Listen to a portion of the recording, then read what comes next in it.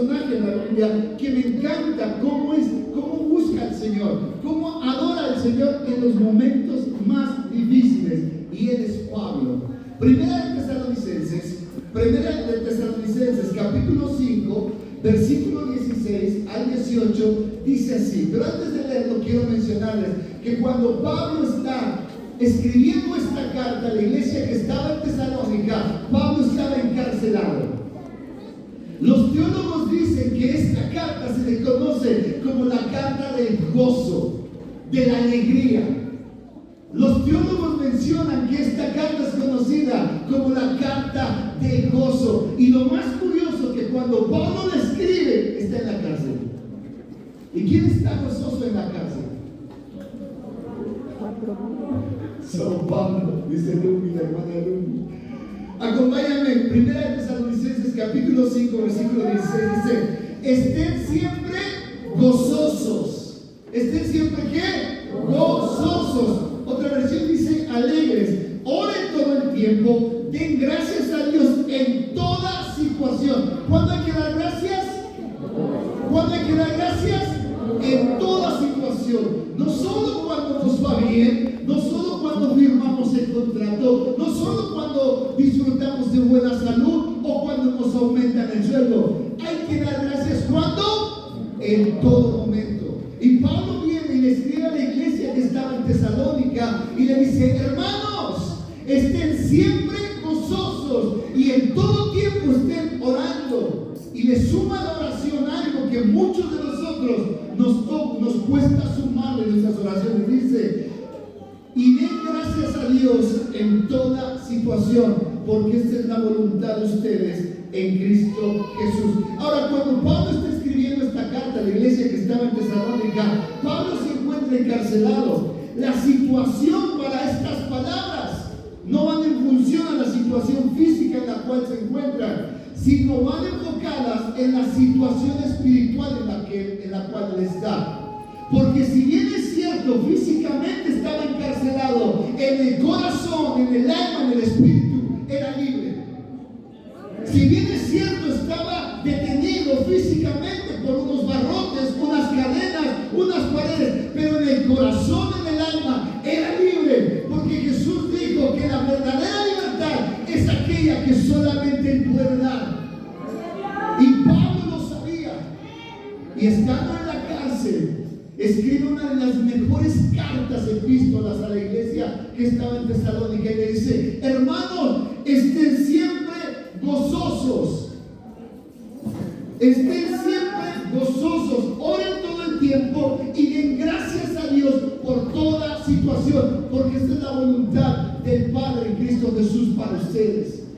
Ahora, yo siempre menciono y digo esto: hay una gran diferencia entre felicidad y gozo. El mundo nos enseña a estar felices. La Biblia no me enseña a estar feliz. La Biblia me enseña a estar gozoso. La Biblia me enseña a tener alegría.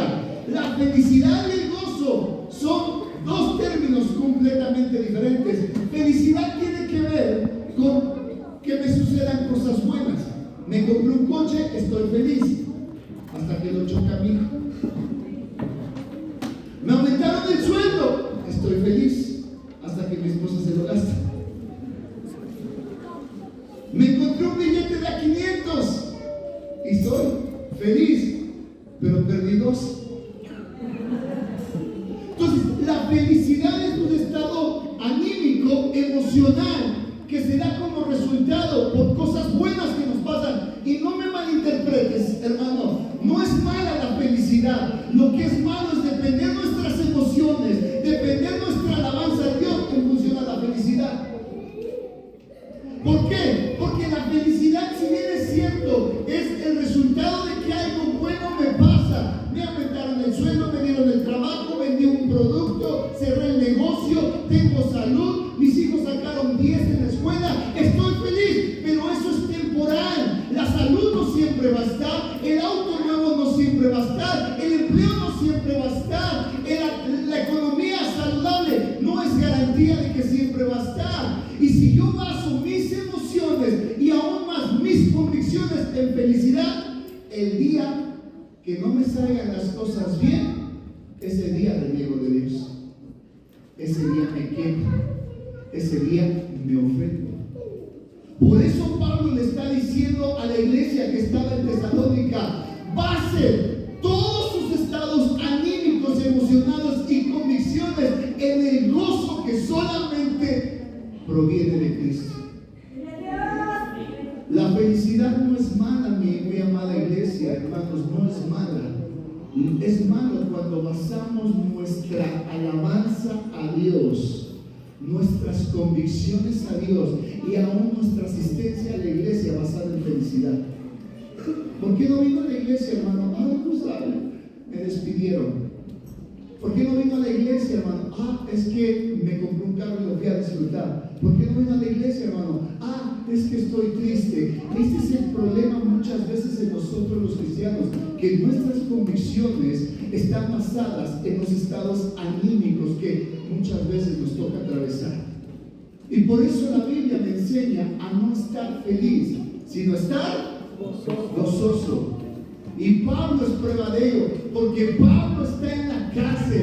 Pablo acaba de ser latigado. Pablo acaba de ser golpeado. Pablo acaba de ser maltratado. Pablo acaba de estar de haber sido abandonado. Pablo está en una condición física terrible, y a pesar de eso amaba a Dios con todo su corazón y alababa a Dios con todas sus fuerzas, porque era un hombre lleno de gozo. Era un hombre lleno de gozo. Imagínate esto. Pablo dice en la Biblia que está con Silas. Lo meten al calabozo de más adentro. Le acaban de dar una paliza. Lo encadenan. Lo ponen en una cueva como cárcel. Y en medio de esa situación le dice: Silas, ¿qué te parece si cantamos himnos a Dios? Y en medio de la situación más difícil, entonaron la mejor adoración, la mejor canción, el mejor himno, se lo cantaron a Dios. Y cuando cantaron, la tierra, las paredes se cimbraron, porque la presencia de Dios bajó. No era un hombre feliz, era un hombre gozoso. Y la Biblia me enseña a tener gozo. No estoy en contra de la felicidad. Tenemos mi esposa y yo 4 preciosos hijos que Dios nos ha permitido verlos crecer en el temor a Dios, y nos ha tocado ver cómo Dios está usando sus vidas. En donde están tienen la gracia de Dios, y eso nos pone felices. Pero también nos ha tocado batallar con sus estados anímicos, con su rebeldía, su desobediencia. Y mis emociones, sentimientos, convicciones a Dios no se basan necesariamente en lo que ellos me pueden producir como felicidad. Están basados en lo que Dios me otorga como gozo. Porque la felicidad, mi muy amada iglesia, es efímera, es momentánea, es fugaz. El gozo no. El gozo es eterno. La felicidad es el resultado de tener cosas buenas, pero el gozo es el resultado de hacer de Jesús mi Señor y hacer de Jesús mi Dios y caminar con Él. Y así me toca estar en un club nadando o estar en un hospital en cama, mi gozo no se ve afectado por ninguno de los dos, porque no depende de las circunstancias, sino depende de Dios que habita en mí. ¿Cuántos dicen amén? Podemos ser felices sin tener a Jesús. ¿Cuánta gente dice: si no tengo dinero soy feliz? Y lo es en cierta medida. Podemos tener felicidad sin Jesús, sí, pero jamás podremos tener gozo si Jesús no está con nosotros. Él es el que nos da gozo, Él es el que nos da alegría. Su palabra dice que Él guardará en completa paz a aquellos cuyo pensamiento están en Él, porque perseveran en Dios. Así es que Pablo, cuando escribe su carta a la iglesia que estaba en Tesalónica, la escribe en una condición deplorable, la escribe en una condición física terrible, pero no por eso lo vemos escribiendo quejándose: ay, ¿por qué a mí si yo estoy sirviendo al Señor? ¿Por qué yo si soy apóstol? Lo vemos gozoso, alegre. Y aunque se había quedado solo, él sabía que Dios estaba con él, y que si Dios estaba con él, ¿quién contra él? Y eso le producía gozo. Cuando hay gozo en nosotros, podemos estar disfrutando los momentos buenos y por qué no también los malos. Podemos estar enfermos, podemos estar en cama, podemos estar sin trabajo, pudimos haber perdido el empleo, pudimos haber perdido la empresa, pudimos haber quebrado quizá financieramente. Y si Dios está con nosotros, nuestro gozo está intacto, porque no depende de las circunstancias, depende solo y exclusivamente de Dios, de Dios. Dios nos llama a estar siempre gozosos y no precisamente felices. La felicidad tarda por un momento, pero el gozo es eterno. El gozo es eterno. Pero Pablo, además de que dice que tengamos gozo, nos dice que hay que ser agradecidos. ¿Qué hay que ser? Agradecidos. La gratitud, diría mi madre, te abre puertas. Y la Biblia me enseña que yo tengo que ser agradecido en toda situación. Pero ¿qué es el agradecimiento? El agradecimiento tiene que ver con la respuesta que yo doy en función a un bien recibido, a un bien otorgado. El agradecimiento no es necesariamente cuando las cosas buenas suceden, no. Es entender que todo lo que sucede ha sido o sucede porque Dios así lo ha querido, y si así lo ha querido, entonces yo debo ser agradecido. ¿Sí me explico? La gratitud es entender que todo lo que me sucede, Dios o lo ha enviado o lo ha permitido. Y si lo ha enviado o lo ha permitido, tiene un propósito, tiene una razón, tiene un porqué. Y aunque al momento no lo entienda, al final sabré que me llevó de gloria en gloria. Pablo no dijo, porque esta leve tribulación es momentánea, pero produce en mí un cada vez más excelente y eterno peso de gloria. En otras palabras, Pablo entendía que todo lo que le sucedía, Dios lo enviaba o lo permitía, y era suficiente para decir: Dios, gracias. Jesús, gracias. Un paréntesis, me comenta el pastor que los niños los están esperando en clases, que pueden salir. Podéis largarse, ¿no? Podéis largarse.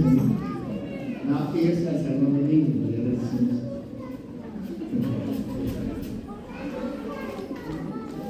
¿Qué es gratitud? Es el sentimiento que se experimenta o que experimenta una persona al estimar un favor o un bien recibido. Al sentir gratitud, la persona desea corresponder el mencionado favor que ha recibido. En otras palabras, gratitud es la respuesta que yo digo cuando reconozco que recibí un bien. Por ejemplo, si alguien me da una botella de agua, ¿qué digo? Gracias. Si alguien me sirve un plato de comida, ¿qué digo? ¿Qué quiere decir? Estoy reconociendo que hay un bien que me está siendo otorgado para beneficiarme, y lo menos que yo puedo hacer es ser agradecido. ¿Sí me explico? Entonces, la gratitud es entender que yo estoy recibiendo un bien y que este bien va a edificar mi vida. Por ejemplo, un vaso de agua va a saciar mi sed, un plato de comida va a alimentar mi cuerpo, y yo reconozco que esto que me están dando me va a traer una mejor calidad de vida, me va a traer una mejor posición, me va a hacer mejor. Por consiguiente, mi respuesta hacia este bien recibido es gratitud. Y la Biblia dice que a los que amamos a Dios, ¿cuántos aman a Dios? Levanten la mano. A los que amamos a Dios, todas. ¿Cuántas? Todas las cosas nos ayudan. Así es que me toque pasar por los valles de la sombra de la muerte, o me toque estar en un bosque en medio de un arroyo, sea uno, sea otro, Dios lo mandó, Dios lo permitió. ¿Y qué debo hacer? Decir gracias. Pero que dice el salmista en el capítulo 23, es para mí uno de los mejores salmos. Dice la Biblia, Salmo 23, Jehová es mi pastor y nada me faltará. Digámoslo todos. En lugares de delicados pastos me hará descansar, junto a corrientes de agua me hace O sea, estamos viendo al salmista que está viendo a Dios obrar en los campos de comida, en los arroyos, cuidando de mí, alimentándome de mí. Y en el versículo 4 dice el salmista: y aunque me toque pasar por los valles de la sombra y de la muerte, no temeré, porque tú estás conmigo. ¿Se dan cuenta cómo el salmista, la primera parte está en un momento increíble y en la segunda está a punto de morir? Pero una u otra dice: todo es permitido, es promovido, es dado por ti, y por ello yo te alabo, te adoro. Una persona agradecida es aquella que entiende que todo lo que le sucede ha sido porque Dios lo ha enviado o lo ha permitido. ¿Dios envió una enfermedad? No, pero se la permitió. ¿Y cuántos están en el cielo porque una enfermedad les llegó? Lo decía el pastor Roberto, si mal no recuerdo, ¿no? De su sobrino, que la enfermedad lo llevó otra vez a buscar al Señor. No la envió Dios, la permitió, y la permite ¿para qué? Para enseñarnos que aún a pesar de sigue teniendo el control de todo. ¿Y a cuántas personas Dios no nos ha salvado cuando suceden o sucedieron cosas que no nos gustaban? Entonces, sea que Dios lo envíe o sea que Dios lo permite, es para que Él se dé a conocer a nuestras vidas, nos alcance, nos salve, y eso es suficiente para decirle gracias. El apóstol Pablo dice en Filipenses capítulo 4 versículo 6: no se inquieten por nada. En otras palabras, no se preocupen. Levante la mano, ¿quién se preocupa? Todos nos preocupamos. Levante la mano, ¿quién nunca ha pecado? Se la vamos a cortar por mentiroso. Todos nos preocupamos. Todos nos preocupamos. ¿Qué es la preocupación? Es este sentimiento que tenemos porque pensamos, creemos que tenemos el control de las cosas. Y si no estoy ahí, entonces no va a salir, por eso te preocupo. La preocupación es simplemente el resultado de no dejar plenamente nuestra confianza en Dios. Jesús dijo: ¿de qué se preocupan? Vean los pájaros del campo, no siembran ni cosechan, y vuestro Padre las alimenta. Si le da unos pajaritos de comer, ¿qué no hará con ustedes que son sus hijos? Y Pablo lo sabía, por eso dice: hermanos, no se inquieten por nada, más bien en toda ocasión, con oración y ruego, presenten sus peticiones a Dios y denle gracias. Y la paz de Dios, que sobrepasa todo entendimiento, cuidará sus corazones y sus pensamientos en Cristo Jesús. Pablo dice: no se preocupen, hermanos, no se inquieten por nada, al contrario, mejor en todo momento, en toda ocasión, con oración, ruego, presenten a Dios sus peticiones y denle gracias. Señor, gracias porque esta enfermedad me está llevando a depender de ti.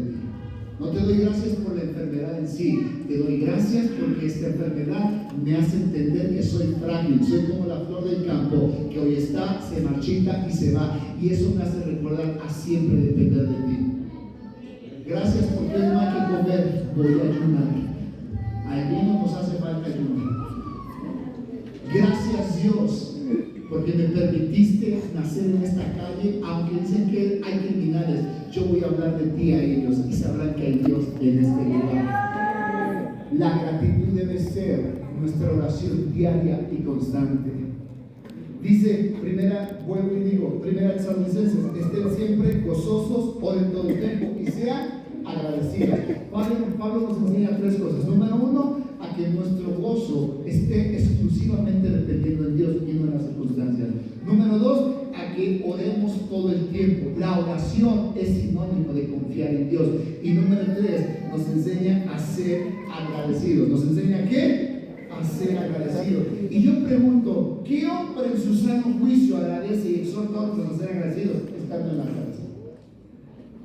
¿Qué otro? Pero aquí, préstame toda la atención posible. ¿Me ayudas otra vez?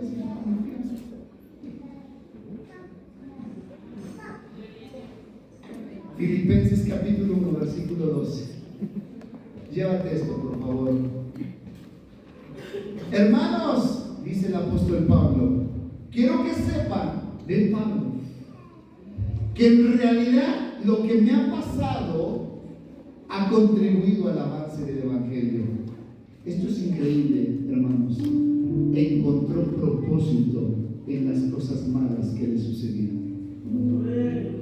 Solamente un hombre que tiene el oído sensible a la voz de Dios encuentra propósito en las cosas malas que le suceden. Platicaba con una persona hace tiempo y me decía, fíjate que gracias a que me despidieron, otra vez que te hayan despedido, estaría llorando, porque yo, si mi compañero es más flojo, hubiera dicho yo. Sí, no, porque gracias a que me despidieron, gracias a que un socio me traicionó, gracias a que un amigo me robó, este amigo que se ha convertido en uno de mis grandes amigos me dijo, gracias a que me despidieron, gracias a que mi socio me traicionó, gracias a que un compañero amigo me robó, gracias a eso es que Dios me dio la oportunidad de crear una empresa y hoy es súper, mega, ultra próspero. ¿Sabes por qué es próspero? Porque le encontró propósito a las cosas malas que le suceden. Lo diré otra vez. Somos bendecidos cuando le encontramos propósito a las cosas malas que nos suceden. Pablo dice, hermanos, quiero que sepan que en realidad lo que me ha pasado ha contribuido al avance del Evangelio. Es más, se ha hecho evidente a toda la guardia del palacio y a todos los demás que estoy encarcelado por causa de Cristo. Y el versículo 14 es alguien que ha entendido por qué y para qué Dios lo llamó. Dice, gracias a mis cadenas, gracias a mis cadenas. ¿Quién agradece por las cadenas que lo esclavizan? ¿Quién agradece por los barrotes que tiene frente a sus ojos? ¿Quién agradece por la cárcel que tiene como compañero de vida? Dice, gracias a mis cadenas. Ahora más que nunca la mayoría de mis hermanos han confiado en el Señor y se atreven a hablar de Él sin temor. Gracias a mis cadenas, yo me estaría quejando, yo estaría diciendo, ¿por qué a mí si te sirvo? ¿Por qué a mí si soy pastor? ¿Por qué a mí si soy misionero? ¿Por qué a mí? Pero Pablo viene y dice, gracias a que estas cadenas están en mis manos, es que puedo ver cómo el Evangelio avanza, cómo es que mis hermanos han cobrado fe y cómo Dios sigue hablando a todas las personas. Porque Pablo no veía las cadenas, Pablo veía lo que producían las cadenas. Eso es fe.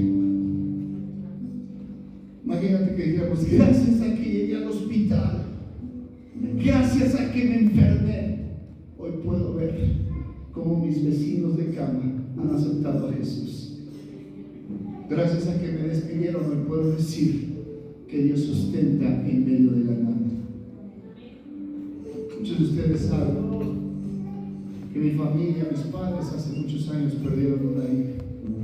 Mi esposa y yo hemos perdido 2 hijos y hemos atravesado momentos difíciles, terribles, dolorosos, que al principio uno se queja, ¿por qué a mí?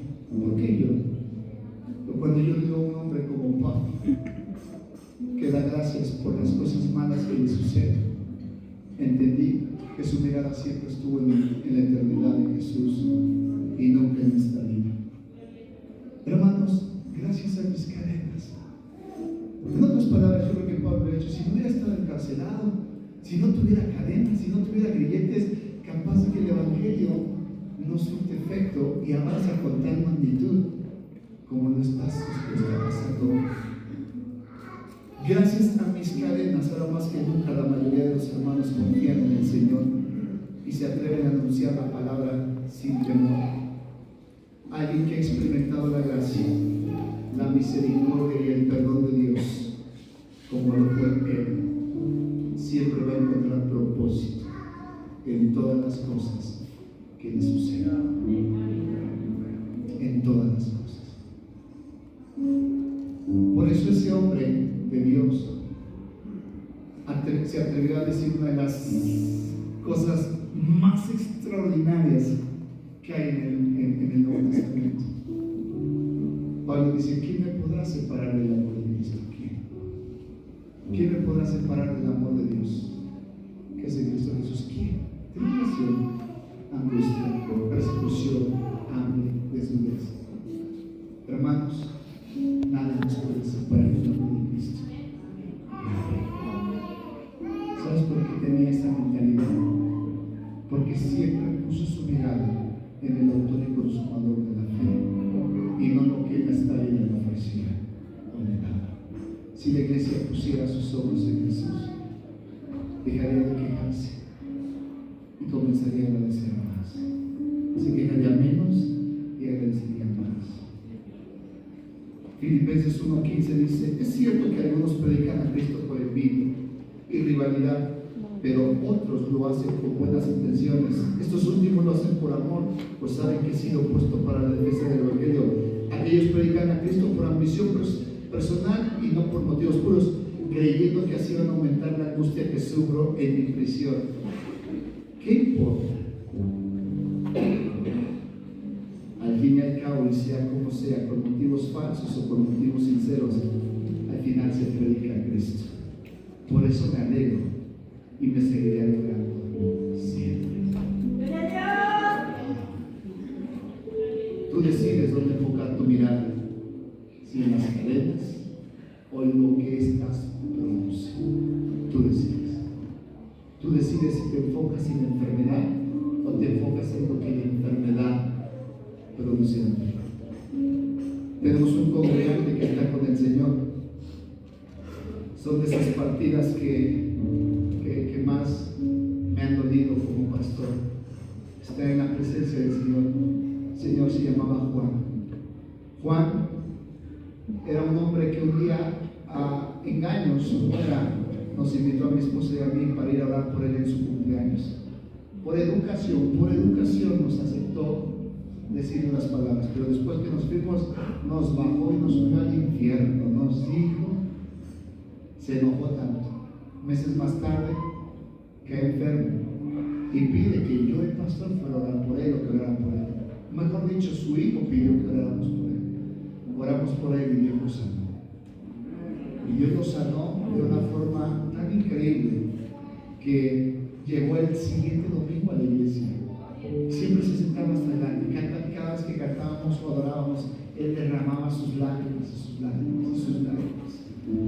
Y una vez platicando con ellos, porque durante 5 años, un poquito más, estuvieron realizando. El doctor decía que 1 año solamente iba a tardar, 1 año, no más o menos, eran meses. 5 años, un poquito más, menos, 5 años, estuvo 2 veces por semana. Me decía, pastor, me ha tocado ver un montón de gente que se ha ido a la eternidad muerto. Y yo siempre como pastor me pregunté, ¿por qué Dios no nos sanaba en su totalidad? Y yo, sin que le hiciera esa pregunta a él, solamente se lo preguntaba a Dios. Él platicando un día, ya meses antes de partir, él me dijo, pastor, siempre le pregunté a Dios, ¿y por qué no me sanas? En su totalidad, porque me siento bien, me siento con fuerza y esto y lo otro. Pero descubrí, pastor, que mi esposa y yo, cada vez que íbamos a las sesiones, mi esposa y yo le hablábamos a la gente de Jesús. ¿Sabe cuánta gente se fue con el Señor? Porque para uno, quizá humanamente no se le quitó la enfermedad, pero Dios usó eso para que muchísima gente aceptara a Jesús y fuera salva. Cuando uno pone su mirada en lo que produce un dolor, unas cadenas, una cárcel, una enfermedad, se puede dar cuenta que el avance del Evangelio continúa, crece. Y al final nos damos cuenta, amada iglesia, que nunca se trató de nosotros, se trató siempre de Él. Y Pablo lo sabía. Pablo los sabía. Yo quiero invitarte esta tarde, noche, si puedes ponerte de pie, por favor.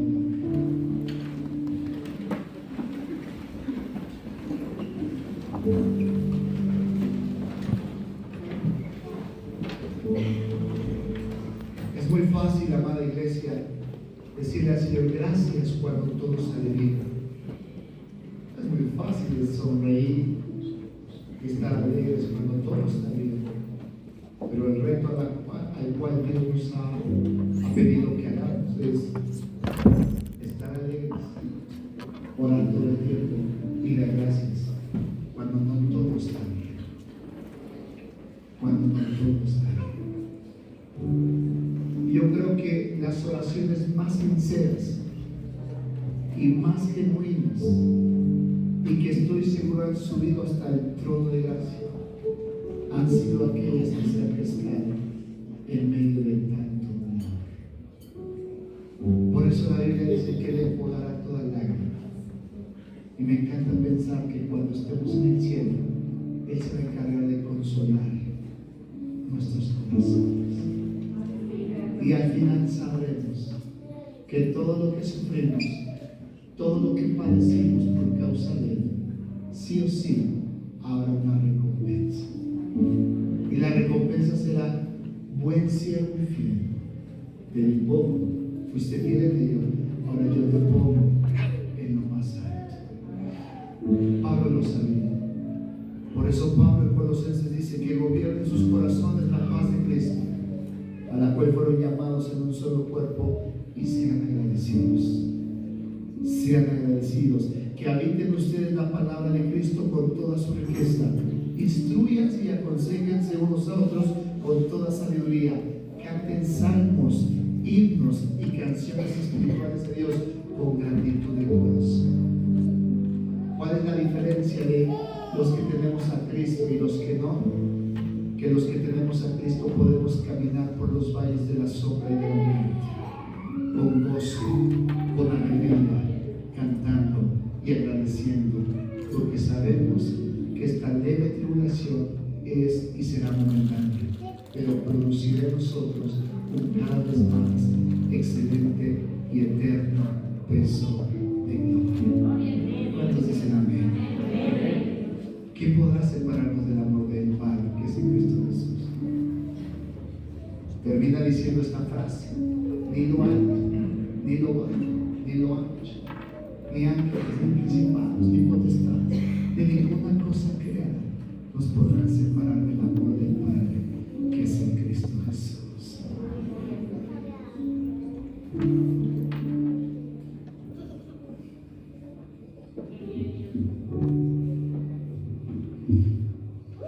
Familia, no será fácil. Al decirlo nunca lo hacía. Por ello en la mañana aprendíamos que necesitamos poder, amor y dominio propio. Son las tres cualidades que harán que, a pesar de que nos toque atravesar por los momentos más difíciles, vamos a encontrar propósito y vamos a agradecer por lo que los momentos difíciles producen. Quizá tu hijo ahorita no camina con el Señor. No bajes los brazos, sigue orando. No dependas tu gozo en función de lo que tu hijo está o no haciendo, que tu gozo depende de Cristo mora en ti. La Biblia dice que Él es fiel y justo y que Él dará a nosotros lo que le pidamos. No bajes los brazos, ora todo el tiempo, sea alguien gozoso y da gracias por todo. Y te doy mi palabra, bueno, no yo, la Biblia dice que los que son agradecidos harán y complacerán la voluntad del Padre. Sean agradecidos porque esta es la voluntad de Dios. Inclinen su rostro, por favor. Cierren sus ojos. Quizá tú estás atravesando un momento difícil. Puede ser enfermedad. Quizás estás atravesando un momento de dolor por la pérdida de un ser amado, por la pérdida de tu cónyuge, quizás esposo, esposa, o quizás te tocó ver la partida de tu papá, de tu mamá, o de tu hijo, de tu hija. Y en esos momentos tan difíciles dijiste: Dios, ¿dónde estás? ¿dónde estás? Siempre estuvo ahí, siempre ha estado ahí.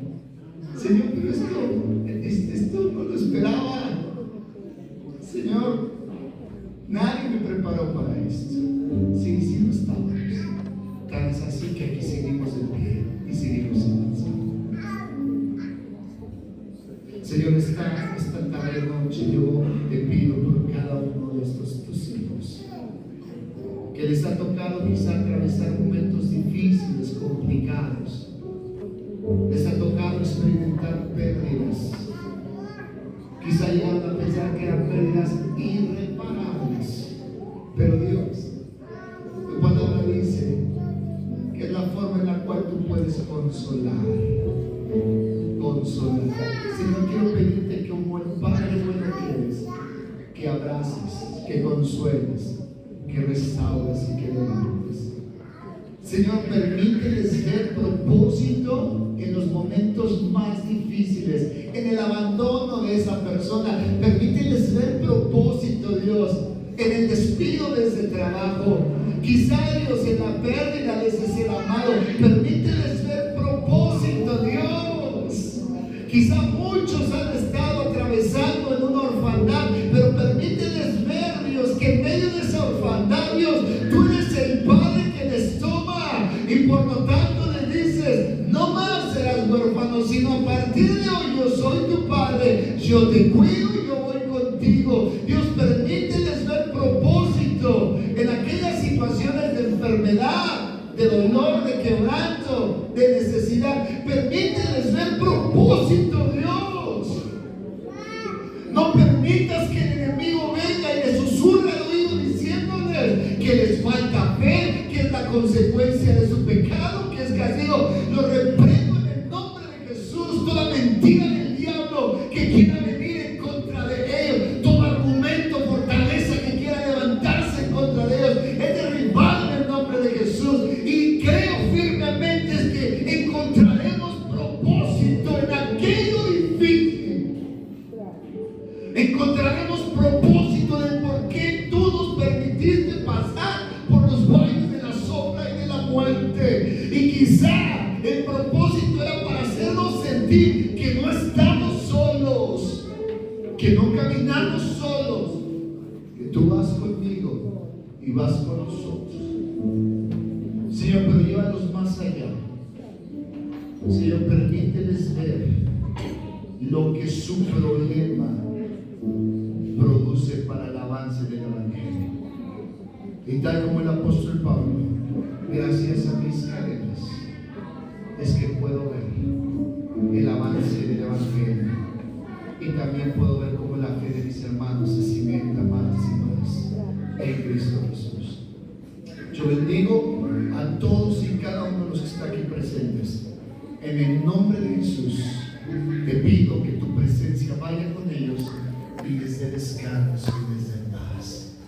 Tu palabra dice: tú guardarás en completa paz aquellos cuyo pensamiento persevera en ti. Señor, que sus pensamientos estén en ti, que su mirada esté direccionada en ti, y que a partir de este tiempo, a partir de hoy, este aniversario número 46 es el inicio de un reencuentro, de un nuevo caminar, entendiendo que todo tiene un propósito para que en ti. Y Señor, cuando les toque atravesar momentos difíciles, permíteles ver que las circunstancias, las tribulaciones son momentáneas, pero producirán en ellos grandes y eternos beneficios. En el nombre de Jesús, en el nombre de Jesús. Amén y amén. Quiero hacer